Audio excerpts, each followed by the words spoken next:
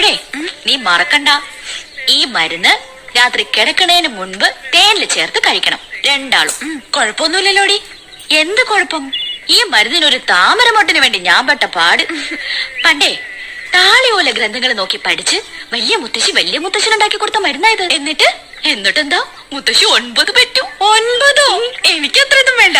പിന്നൊരു കാര്യം, ഇതില് താമരമൊട്ട് ചേർത്തതുകൊണ്ട് നീ രാവിലെ കുളിച്ച് സൂര്യഭഗവാനെ നോക്കി തൊഴണം. സൂര്യന്റെ ഭാര്യയാണല്ലോ താമര. പിന്നെ ലക്ഷ്മിക്കുട്ടിയുടെ വാല് കൊണ്ടൊരു ആനവാൽ മോതിരം, ഇത് നീ എപ്പോഴും കയ്യിൽ അണിഞ്ഞിട്ടുണ്ടാവണം. ഇതും കൂടി കഴിഞ്ഞാ നിന്റെ ദാമ്പത്യ ജീവിതം ശുഭകരം മോളെ. പിന്നെ മാടമ്പിയില് പുതിയൊരാൾ വന്നു കേട്ടു. ഒരു സാൻ ഫ്രാൻസിസ്കോ മുട്ടുമടക്കിന്നും കേട്ടു. ആര്? ഞാനോ? എന്റെ അടുത്ത് കളിച്ചാലുണ്ടല്ലോ, താമരമൊട്ടും തൊട്ടാവാടിയും കൂടി അരച്ച ഒരു പ്രയോഗമുണ്ട്. ഒടിഞ്ഞു കുത്തി എന്റെ പുറകെ നടക്കും. പശു ഇങ്ങനെ കരയണേ? കഴിഞ്ഞ ആഴ്ച ഏലസ് പണിക്കരെ കൊണ്ട് മന്ത്രിച്ച് കെട്ടിച്ചാണല്ലോ. ഈ കരച്ചിൽ ഏലസ് കെട്ടിയിട്ടൊന്നും കാര്യമില്ല. അതെന്താ? അതെന്ത് പറഞ്ഞ കരയണെന്നറിയോ?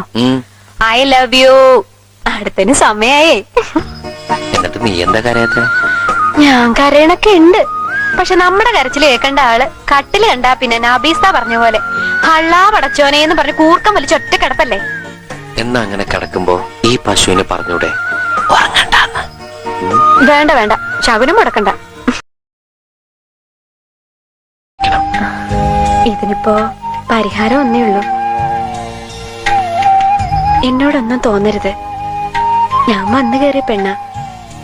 ഏത് കുടുംബത്തിലൊരു പ്രശ്നം ഉണ്ടായാലും അത് വന്നു കയറിയ പെണ്ണിന്റെ തലയിലായിരിക്കും.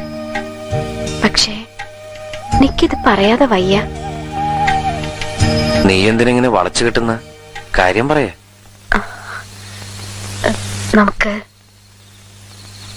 നമുക്കിവിടുന്ന് മാറി താമസിക്കാൻ സതുവേട്ടാ. മാറി? നീ എന്തായി പറയണേ? ഒരു ഭാര്യയ്ക്കും അവളുടെ ഭർത്താവ് മറ്റുള്ളവരുടെ മുമ്പിൽ കോമാളിയാവണത് സഹിക്കാൻ പറ്റില്ല.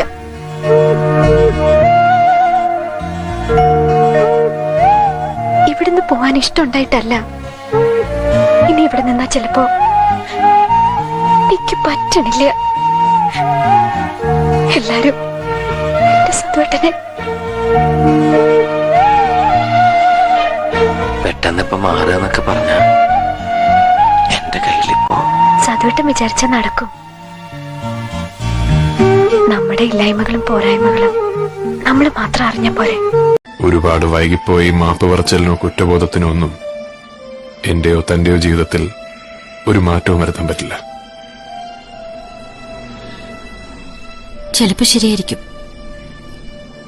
കഴിഞ്ഞ കുറെ വർഷങ്ങളായിട്ട് എന്റെ ജീവിതത്തിൽ ഒരു മാറ്റം ഉണ്ടായിട്ടില്ല.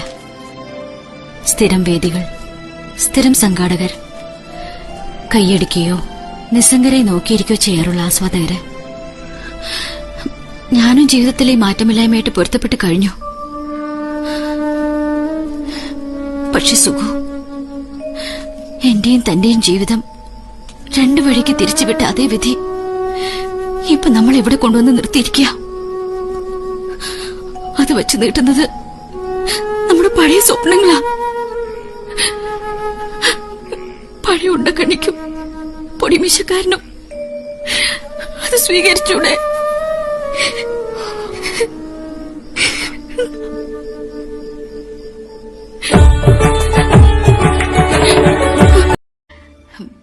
പ്രസംഗ മത്സര വേദിയിലെ കയ്യടി നേടിയ പൊടിമീശക്കാരനെ അവളും ശ്രദ്ധിച്ചിരുന്നു. പ്രീ ഡിഗ്രിക്ക് ചേരുന്ന കോളേജില് അവനും ഉണ്ടായിരിക്കണേന്ന് പ്രാർത്ഥിച്ചിരുന്നു. അവനെ ക്ലാസ്മേറ്റായി കിട്ടിയിട്ടും മറ്റുള്ളവരോട് കാട്ടുന്ന അടുപ്പവും സ്നേഹമൊന്നും അവൾക്ക് കിട്ടാണ്ടായപ്പോ കാരണമുണ്ടാക്കി വഴക്കടിച്ചു. പകല് മുഴുവൻ വഴക്കിട്ട് രാത്രി അവന്റെ പേരിട്ട തലേണയും കെട്ടിപ്പിടിച്ചുറങ്ങി.